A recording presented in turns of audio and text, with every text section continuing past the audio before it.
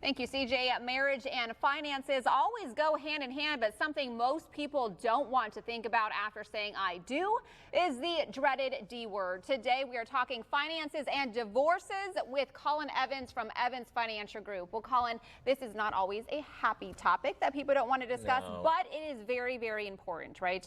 A lot of things happen with finances, with divorces, so please give us your best tips when it comes to how to navigate through this. It is, and you know, we put together three topics for this, or three items for this, because it is not only an emotional time just because of what you're going through, but now we've got to throw the financial wrench into it. When you look at is there houses or cars or joint accounts and things like that now we have to figure out how are these getting split, and who's getting the stuff. That can be hard enough as it is, right? It is, because it's already emotional, and one of the certain things that needs to be done is really starting off is knowing that financial situation.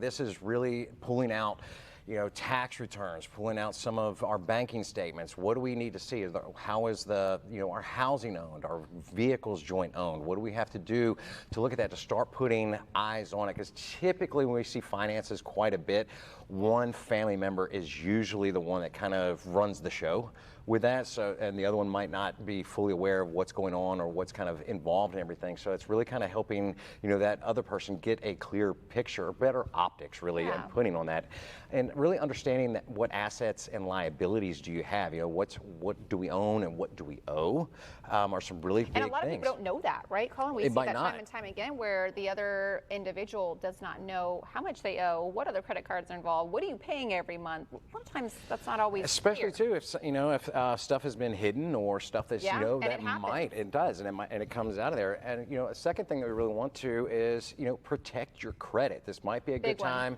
to hop into one of those life locks or something along those, that you can keep an eye on it to make sure that maybe the significant other isn't out doing some grandeur spending right Colin, before. Tell people what LifeLock is for those who don't understand. Just a credit reporting, a credit secure agency that's going to give you alerts and updates of when something happens, or if a new account's opened.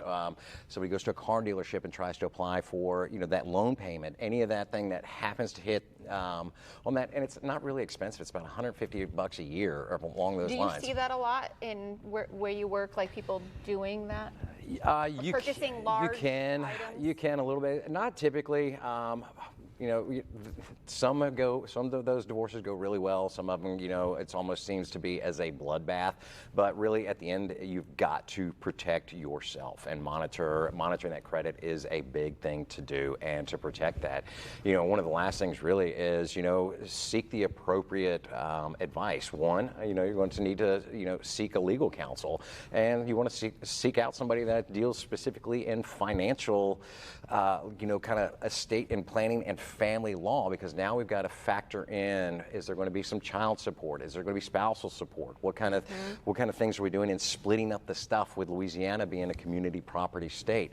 You might want different state to state. It is going to be different from state to state. You want to visit with, you want to go visit with a financial person that might help you kind of give some clarity and get some of that fog that might be in your head, out of there, and finish it up. It's nothing wrong with, you're a big proponent for it, or is that mental health. You want to go maybe seek somebody just to visit with and say, hey, can you help me through this emotional time? And anything with finances too, right, Colin? We know that deals with mental health issues all the time with finances. Extremely, because it's, when you could be, if you feel, like you could be drowning, you not know what's going on, or what am I going to do? What are the next steps? And, seeking out financial counsel can help you lay out a little bit of a strategy and a plan to help kind of smooth the road.